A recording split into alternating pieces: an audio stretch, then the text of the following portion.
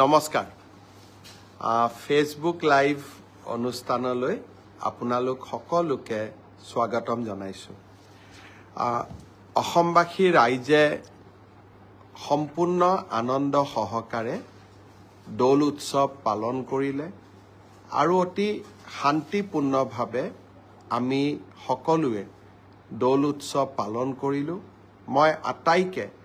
অসমবাসী ৰাইজলৈ আকৌ এবাৰ দৌল উৎসৱৰ বহুত শুভকামনা জনাইছো এইবাৰ দৌলত মোৰ পাটবাউসী সত্ৰলৈ যোৱাৰ সৌভাগ্য হৈছিল মহাপুৰুষ শ্ৰীমন্ত শংকৰদেৱে জীৱনৰ আটাইতকৈ মূল্যৱান সময়খিনি পাটবাউসীতে কটাইছিল কীৰ্তনৰ সম্পূৰ্ণকৰণৰ কামো তেখেতে পাটবাউসীতে সমাপন কৰিছিল 18 বছৰতকৈ অধিক কাল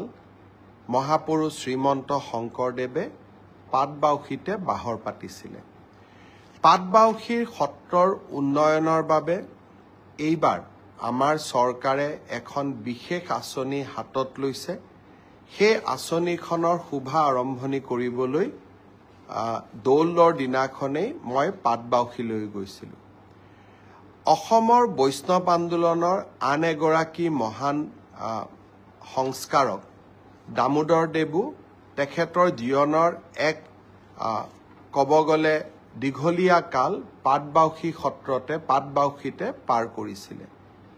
দামোদৰ দেৱৰ সত্ৰ যিখন পাটবাউসীত অৱস্থিত তাৰ উন্নয়নৰ বাবেও এইবাৰ আমি এটা আঁচনিৰ কাম দৌল উৎসৱৰ দিনাখনে আৰম্ভ কৰিছিলো বৰপেটা সত্ৰত সকলোৰে লগত একেলগে দৌল উৎসৱ পালন কৰিলো আৰু বটদ্ৰবা আমাৰ মহাপুৰুষ শ্ৰীমন্ত শংকৰদেৱৰ জন্মস্থান বটদ্ৰবা থানলৈ গৈ এইবাৰ দৌল উৎসৱত মই সকলোৰে লগত আনন্দ সহকাৰে ভাগ লবলৈ সক্ষম হৈছিলো বৰপেটা দৌল উৎসৱত যোৱাৰ সময়ত এগৰাকী স্থানীয় যুৱকে মোক পৰামৰ্শ দিছিল যে অহাবাৰ 5000 বৰপেটাৰ যুৱক যুৱতীয়ে একেলগে দৌলৰ গান গায় একেলগে যাক সমূহীয়াভাৱে প্ৰদৰ্শন কৰি আমি এক অভিলেখ সৃষ্টি কৰিব পাৰো নেকি সঁচাকৈয়ে গোটেই আইডিয়াটোৱে মোৰ ভাল লাগিলে অহাবাৰ অসম চৰকাৰৰ সাংস্কৃতিক বিভাগৰ উদ্যোগত আমি চেষ্টা কৰিম যাতে 5000 যুৱক যুৱতীয়ে একেলগে হোলী গীত গাব পাৰে আৰু ই এক অভিলেখ সৃষ্টিকাৰী হোলী গীত পৰিবেশন হ'ব পাৰে হোলীৰ উৎসৱৰ মাজতে ভাৰতৰ গৃহমন্ত্ৰী অমিত শাহ ডাঙৰীয়ায়ো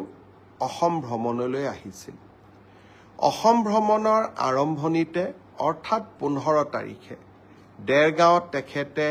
লাচিত বৰফুকন পুলিচ একাডেমীৰ নৱনিৰ্মিত ভৱনটিৰ শুভ উদ্বোধন কৰিলে প্ৰায় 1000তকৈও অধিক বিঘা মাটিৰে লাচিত বৰফুকন পুলিচ একাডেমী ভাৰতৰ ভিতৰতে এটা আটাইতকৈ উৎকৃষ্ট পুলিচ একাডেমী হ'ব পাৰে যোৱা কেইটামান দিনত গোৱাৰ পৰা অহা 700 পুলিচ কনিষ্টবল বা পুলিচ জোৱানকো আমি দেৰগাঁৱতে প্ৰশিক্ষণ দিছিলো মণিপুৰৰ পৰা অহা প্ৰায় 2000তকৈ অধিক আৰক্ষীৰ জোৱানকো আমি দেৰগাঁৱতে প্ৰশিক্ষণ দিছিলো মই বিশ্বাস কৰো যে এই দেৰগাঁৱৰ অসম আৰক্ষী অৰ্থাৎ লাচিত বৰফুকন পুলিচ একাডেমীক আমি দেশৰ ভিতৰতে এখন উৎকৃষ্ট মানৰ একাডেমীলৈ ৰূপান্তৰ কৰিব পাৰো কেইটামান বিশেষ আঁচনিৰ কথা মই ঘোষণা কৰিছিলো দেৰগাঁৱৰ পুলিচ একাডেমীত আমি এটা সৰু সজাই ষ্টেডিয়ামৰ দৰে এটা ডাঙৰ স্পৰ্টিং আমাৰ ক্ৰীড়াৰ প্ৰাংগণ এটা আমি নিৰ্মাণ কৰিম য'ত দেৰগাঁৱৰ স্থানীয় যুৱক যুৱতীয়েও খেলা ধূলা কৰিব পাৰিব আৰু অসম পুলিচৰ জোৱানসকলৰ মাজতো ক্ৰীড়া প্ৰতিভাৰ সন্ধান কৰিবলৈ আমি সক্ষম হ'ম all India police meet national গেমছৰ দৰে অনুষ্ঠানো আমি যাতে দেৰগাঁৱতে অনুষ্ঠিত কৰিব পাৰো তেনে ধৰণৰ এটা ক্ৰীড়া প্ৰকল্প আমি দেৰগাঁৱত স্থাপন কৰিবলৈ সিদ্ধান্ত লৈছো দেৰগাঁৱৰ পুলিচ একাডেমীত আমি এখন CBSE স্কুল পাতিম য'ত দেৰগাঁৱৰ স্থানীয় যুৱক যুৱতীসকলেও পঢ়া শুনা বিশেষকৈ ছাত্ৰ ছাত্ৰীসকলেও পঢ়া শুনা কৰিব পাৰিব দেৰগাঁৱতে এটা স্কিল চেণ্টাৰ আৰু নাৰ্ছিং স্কুল এখনো খুলিবলৈ আমি সিদ্ধান্ত লৈছো অৰ্থাৎ অসম পুলিচ একাডেমীক আমি এক শ্ৰেষ্ঠতম একাডেমীলৈ ৰূপান্তৰ কৰিব খুজিছো আৰু ভৱিষ্যতে যদি কেতিয়াবা পাৰো যেনেকৈ আৰ্মি মেডিকেল কলেজ থাকে পুলিচ মেডিকেল কলেজ এখনৰো আমি কল্পনা কৰিব পাৰো অসমৰটো এতিয়া আকাশ চুবৰ মন গতিকে কল্পনাৰ সীমা নাথাকে কল্পনাৰ সীমাই কেতিয়াবা বাস্তৱকো উপেক্ষা কৰি আগুৱাই যাব খোজে মই অৱশ্যে নিজৰ শৰীৰত মাজে মাজে চিকুট মাৰি থাকো যাতে কল্পনা আৰু বাস্তৱৰ মাজত এটা সামঞ্জস্য থাকে গৃহমন্ত্ৰী অমিত শ্বাহ ডাঙৰীয়াই কোকৰাঝাৰত নিখিল বড়ো ছাত্ৰ সন্থাৰ 57তম বাৰ্ষিক অধিৱেশনত যোগদান কৰিলে গৃহমন্ত্ৰীৰ ভাষণ ব্যতিক্ৰমী আছিল সঁচাকৈয়ে সকলোৰে মন চুই গ'ল যেতিয়া গৃহমন্ত্ৰী ডাঙৰীয়াই ঘোষণা কৰিলে যে আমি নতুন দিল্লীৰ এটা পথ বডুফা উপেন্দ্ৰনাথ ব্ৰহ্মৰ নামেৰে নামাঙ্কন কৰিম বডুফা উপেন্দ্ৰনাথ ব্ৰহ্মই বড়ো জাতিৰ সৰ্বাংগীন উন্নতিৰ বাবে গোটেই জীৱন সংগ্ৰাম কৰিছিল আৰু BTR BTC আজি সেই সংগ্ৰামৰে প্ৰাপ্তি ভাৰত চৰকাৰে বডুফা উপেন্দ্ৰনাথ ব্ৰহ্মৰ নামত নতুন দিল্লীত এটা পথ উৎসৰ্গিত কৰাৰ যি সিদ্ধান্ত গ্ৰহণ কৰিলে হি অকল বড়ো জাতিৰ বাবে নহয় সমগ্ৰ অসমবাসীৰ বাবে এক মন চুই যোৱা ঘোষণা আছিল আৰু যাক লৈ আমি অনাগত দিনত সঁচাকৈয়ে গৌৰৱান্বিত হৈ থাকিম উপেন্দ্ৰনাথ ব্ৰহ্মৰ এটা প্ৰতিমূৰ্তিও সেই ৰাস্তাটোৰ লগতে স্থাপন কৰাৰ বাবেও গৃহমন্ত্ৰী ডাঙৰীয়াই আমাক জনালে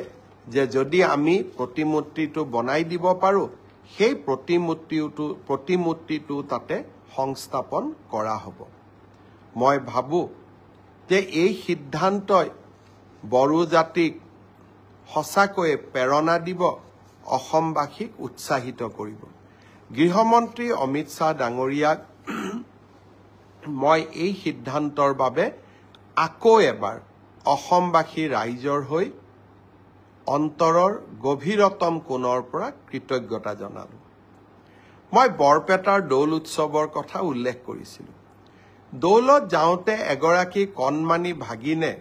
মোক হাতত ধৰি কৈছিলে যে মামা এইবাৰ সমাজ অধ্যয়নৰ মেট্ৰিকৰ পেপাৰখন খুব টান হৈছে মোক 10 নম্বৰ এক্সট্ৰা কৰি দিব লাগিব নগাঁৱলৈকে যাওঁতে 16 তাৰিখে নগাঁৱত গৈছিলো তাতো এগৰাকী ভাগিনে এনেকেই কথা ক'লে আৰু বৰদুৱাটো আন এগৰাকী ভাগিনে একেই কথা ক'লে যে সমাজ অধ্যয়নৰ পেপাৰখন এইবাৰ মেট্ৰিকত খুব টান হৈছিল মই প্ৰত্যেকটো কথাই সিৰিয়াসলি লওঁ গুৱাহাটীত আহি সেবাৰ চেয়াৰমেনক মই সুধিলো যে সমাজ অধ্যয়নৰ পেপাৰখন সঁচাই টান হৈছিল নেকি সেবাৰ অধ্যক্ষ ডাঙৰীয়াই মোক ক'লে যে প্ৰশ্নখনৰ পেটাৰ্ন বদলিছে যোৱা বছৰো প্ৰশ্নখনৰ পেটাৰ্ন বদলোৱা হৈছিল আৰু এইবাৰো পেটাৰ্নটো বদলোৱা হৈছে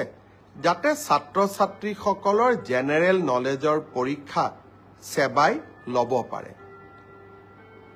ব্যৱস্থাটো আদৰণীয় কিন্তু যদি মোৰ ভাগিনবিলাকে আকৌ মেট্ৰিকত ফেল কৰি যায় তেতিয়াহলে কেনেকৈ হ'ব হেতুটো হ'ব নোৱাৰে সেইকাৰণে মই সেবাৰ অধ্যক্ষক মই অনুৰোধ কৰিছো যে আপুনি চাব যদি মোৰ ভাগিনবিলাকৰ পৰীক্ষা সমাজ অধ্যয়নখনত বেয়া হয় কিন্তু আন পেপাৰবিলাকত ভাল হয় তেতিয়াহলে এইবাৰ সমাজ অধ্যয়নত আমি সকলোকে অতিৰিক্তকৈ কিবা নম্বৰৰ ব্যৱস্থা কৰি হলেও ভাগিনসকলক মেট্ৰিক পাছ কৰাৰ সুবিধা কৰি দিব লাগিব তেখেতে মোৰ অনুৰোধক বিবেচনা কৰিম বুলি প্ৰতিশ্ৰুতি দিছে আৰু সেয়েহে ময়ো ভাগিনসকলক ক'ব খুজিছো যে সমাজ অধ্যয়নৰ কাৰণে আমি আৰু চিন্তা কৰিব নালাগে সকলোৱে মিলি চেষ্টা কৰিব যাতে আমাৰ পৰীক্ষাটো আমি ভবাৰ দৰে নহলেও আমি যাতে কিছু হলেও অতিৰিক্ত নম্বৰৰ সুবিধা লাভ কৰিব পাৰো মই ভাবো যে এই ঘোষণাটোৱে ভাগিনসকলৰ চিন্তা কিছু দূৰ কৰিব এতিয়া মই ফেসবুক লাইভতে পাই আছো পিজিটি ৰিজাল্ট কেতিয়া দিব গ্ৰেজুৱেট টিচাৰৰ ৰিজাল্ট কেতিয়া দিব মই হব খোজা শিক্ষকসকলক এটা অনুৰোধ কৰিম যে আপোনালোকে যদি ধৈৰ্য যদি আপোনালোকৰ নাথাকে তেতিয়াহলে আপোনালোকে শিক্ষক হৈ ছাত্ৰ ছাত্ৰীসকলক ধৈৰ্য নিয়মানুবৰ্তিতা শৃংখলাবদ্ধতা এই জ্ঞানবিলাকৰ বিষয়ে কেনেকৈ আপোনালোকে ল'ৰা ছোৱালীক শিকাব মই আপোনালোক যি ধৰণে উদ্গ্ৰীৱ হৈ আছে মোৰ চিন্তা সিমানেই বাঢ়ি গৈ আছে যে আপোনালোকে একোজন প্ৰকৃত শিক্ষক হ'ব পাৰিবনে নাই সেয়েহে যিমানে আপোনালোকৰ চিন্তা বাঢ়িছে নিযুক্তিৰ তাৰিখো মই 15 দিনকৈ আগুৱাই লৈ গৈ আছো যাতে আপোনালোকৰো এটা ধৈৰ্যৰ পৰীক্ষা আমি ল'ব পাৰো তথাপিতো আপোনালোকে যেটো সুধি থাকে সেই কাৰণে মই উত্তৰ দিব খুজিছো মে মাহৰ প্ৰথম সপ্তাহত পোষ্ট গ্ৰেজুৱেট আৰু গ্ৰেজুৱেট টিচাৰ যি 9075টা পদৰ গ্ৰেজুৱেট টিচাৰৰ নিযুক্তি পৰীক্ষা হৈছিল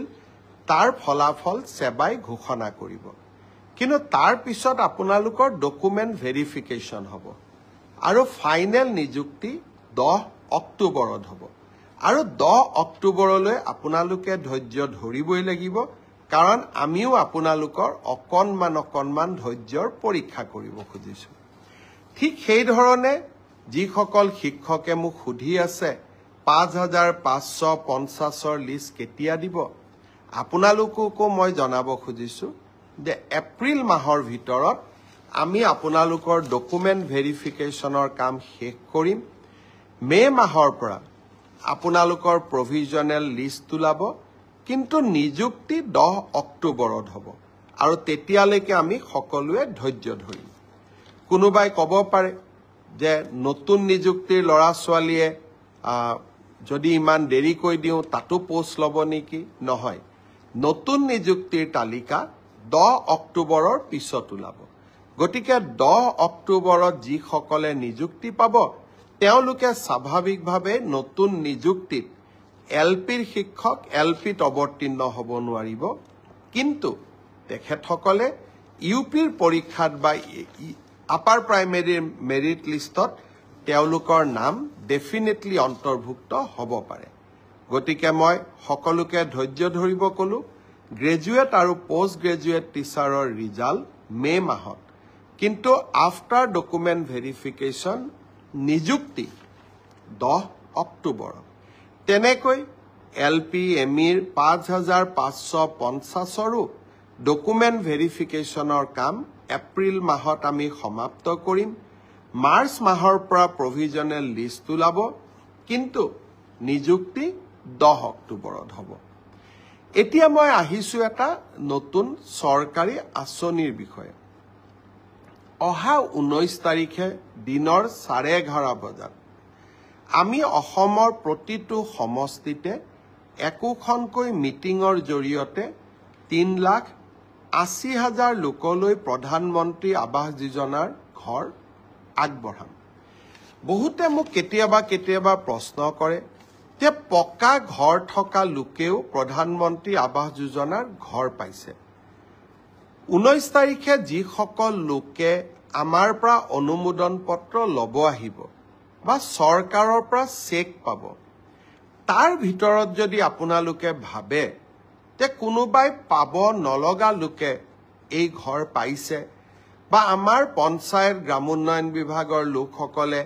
টকা পইচা সংগ্ৰহ কৰি নাপাবলগীয়া লোকক ঘৰ দিছে যদিও মই বিশ্বাস কৰা নাই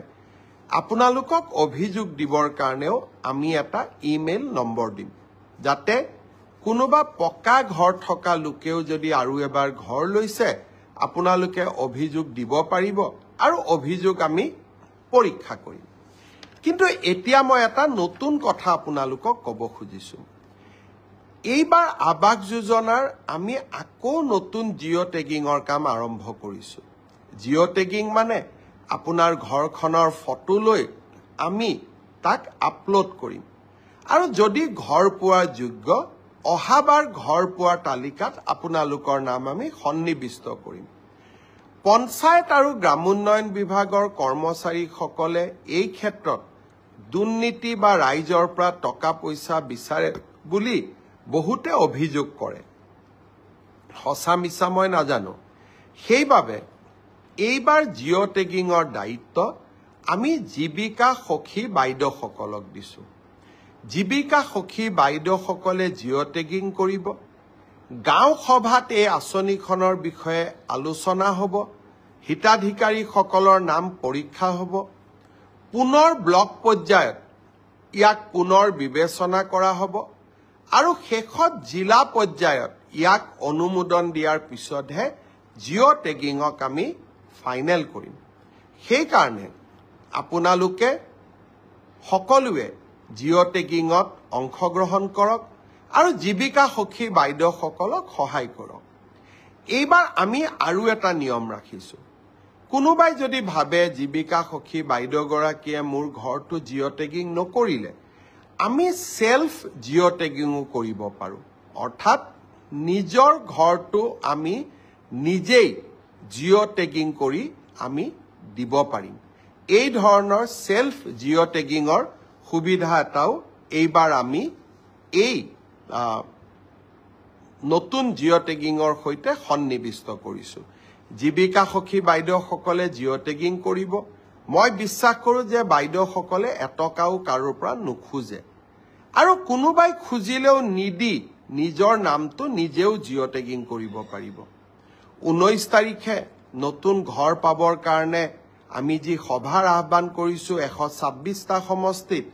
সেই বিষয়ে মই আৰু অলপ মোৰ ভাষণত তাৰ বিষয়ে আপোনালোকক বুজাই দিম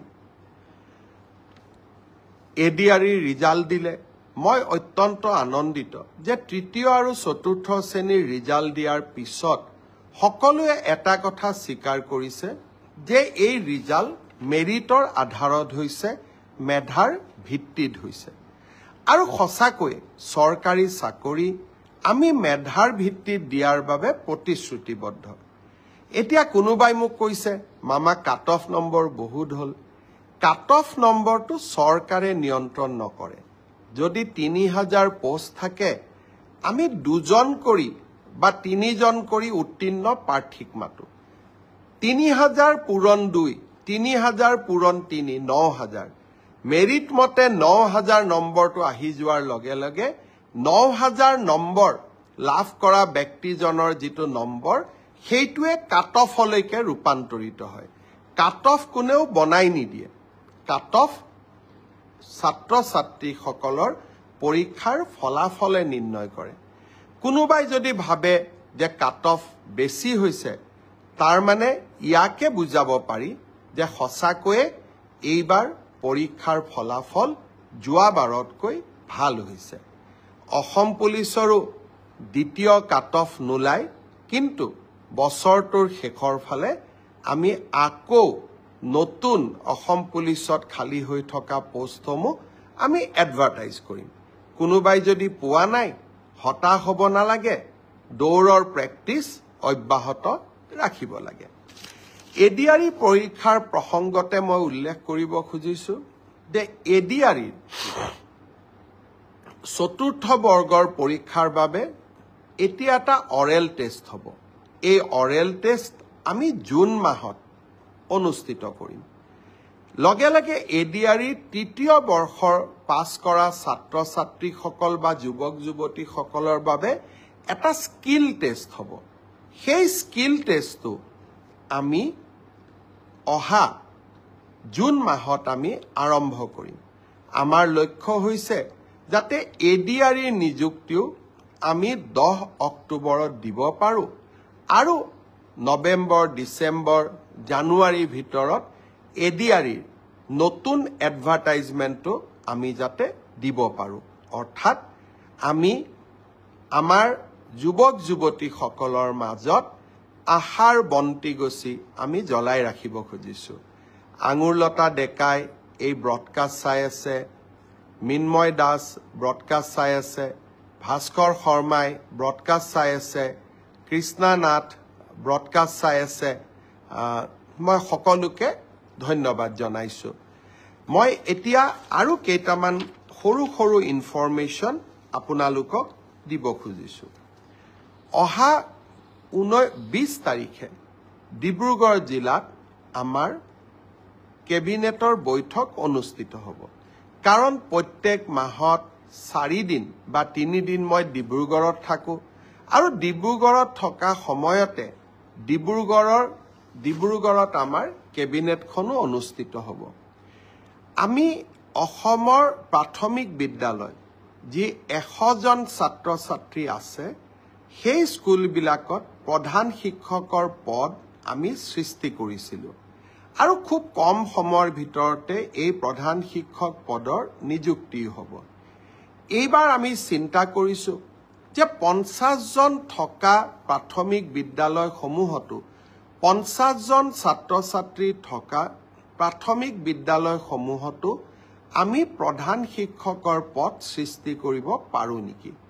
এই বিষয়ে আমি কেবিনেটত ডিব্ৰুগড়ত আলোচনা কৰিম প্ৰাদেশিকৰণৰ আইনখন সংশোধনৰ বাবেও ইতিমধ্যে আমি সংশ্লিষ্ট সকলোৰে লগত কথা বতৰা পতা আৰম্ভ কৰিছোঁ যাতে সকলোৱে এই ক্ষেত্ৰত যিমান দূৰ পাৰোঁ 2006 চনৰ আগত স্থাপন হোৱা শিক্ষানুষ্ঠানসমূহত আমি যিমান পাৰোঁ আমি যাতে ন্যায় দিবৰ কাৰণে আমি চেষ্টা কৰিব পাৰোঁ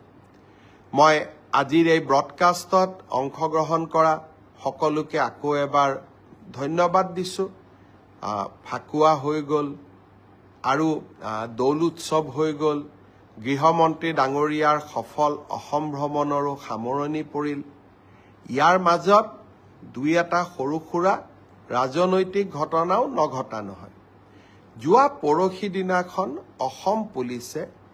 এগৰাকী যুৱকক গ্ৰেপ্তাৰ কৰিছিল ছ'চিয়েল মিডিয়াত শিডিউল কাষ্ট সমাজৰ এগৰাকী মহিলাৰ বিৰুদ্ধে অতি বেয়াকৈ লিখাৰ বাবে অসম মহাপুৰুষ শ্ৰীমন্ত শংকৰদেৱ আৰু মাধৱদেৱৰ অসম লাচিতৰ অসম সাহিত্যৰথী লক্ষ্মীনাথ বেজবৰুৱাৰ প্ৰতিদ্বন্দ্বীকো আমি সমালোচনা কৰিম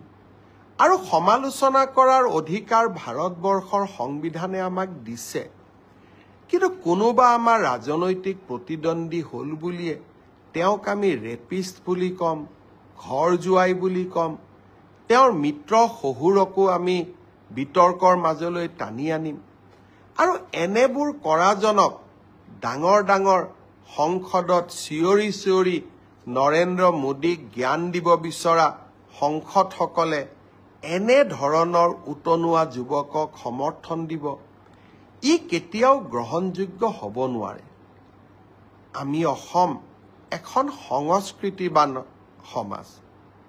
অসমৰ ৰাজনীতিত বাওপন্থী লোকসকলে কিছুমান আচহুৱা শব্দৰ যোগদান কৰোৱালে অন্যথা অসমৰ লোকৰ কথা বতৰা সদায়ে মিঠা আনকি আমি ইজনে সিজনক গালি পাৰিলেও সেই মিঠা শব্দৰে আমি ব্যৱহাৰ কৰোঁ মই ভাবোঁ ৰাজনীতিত শালীনতা আৰু শত্ৰুকো অন্ততঃ কথা কওঁতে সন্মানেৰে কথা কোৱা এই সৰু সৰু জ্ঞানবিলাক আমাৰ যুৱক সমাজে আহৰণ কৰিব লাগে আৰু কেতিয়াবা আমি যেতিয়া ভাবোঁ যে কোনোবাই লক্ষ্মণ ৰেখা অতিক্ৰম কৰি গৈছে তেওঁক আইনৰ শাসনৰ ভিতৰলৈ লৈ অহাটো আমাৰ দায়িত্ব আৰু কৰ্তব্য ৰমেন্দ্ৰ নাৰায়ণ কলিতা ডাঙৰীয়াই এই ব্ৰডকাষ্ট চাই আছে আমাৰ বিধায়ক তেখেতলৈকেও মই ধন্যবাদ জনাইছো আমাৰ এই সময়ছোৱাৰ মাজতে অসমৰ বিত্তমন্ত্ৰী অজন্তা নেওগ ডাঙৰীয়ানীয়ে এই বছৰৰ বাজেট দাখিল কৰিলে বাজেটত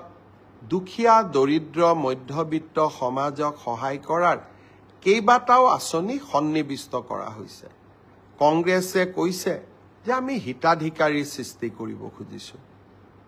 যদি আমাৰ কোনোবা আঁচনিয়ে দৰিদ্ৰজনক উপকৃত কৰে মধ্যবিত্তজনক জীৱন যুদ্ধত অলপো সহায় কৰে তেতিয়ালে সেই কাম আমি কিয় নকৰিম আমিতো চৰকাৰ গঠন কৰিছোৱেই দুখীয়া দৰিদ্ৰ আৰু মধ্যবিত্ত সমাজখনক সহায় কৰাৰ কোনোবাই মোক উপলুঙাও কৰিছে যে অসমৰ নিজা স্যাটেলাইট কেনেকৈ হ'ব পাৰে কোনোবা দুই এজনে লিখিছেও যে আমি স্যাটেলাইট কৰিব নোৱাৰো অসম্ভৱক সম্ভৱ কৰাই আমাৰ কাম কাৰণ অসমৰ এতিয়া আকাশ চুবৰ মন আমাৰ নিজৰ স্যাটেলাইটে হওক প্ৰটন থেৰাপিৰ কেন্সাৰ ৰোগৰ ট্ৰিটমেন্টৰ বাবে প্ৰটন থেৰাপিৰ মেচিনে হওক বা অসমৰ কলা সংস্কৃতিক সংৰক্ষণৰ বাবে অসমৰ নিজা অটিটি প্লেটফৰ্মে হওক যি ভাবিছে ই অসম্ভৱ মই ভাবো যি অসমীয়াই এটা ৰাতিৰ ভিতৰতে গড় নিৰ্মাণ কৰি ৰামসিংহ ঔৰংজেবক ৰখাব পাৰিছিল সেই অসমীয়াই আকাশত স্যাটেলাইটো উৰাব পাৰিব প্ৰটন থেৰাপিৰ মেচিনো আনিব পাৰিব আৰু নিজৰ অটিটি প্লেটফৰ্মো বনাব পাৰিব বহুত বহুত ধন্যবাদ জয় হিন্দ আকৌ লগ পাম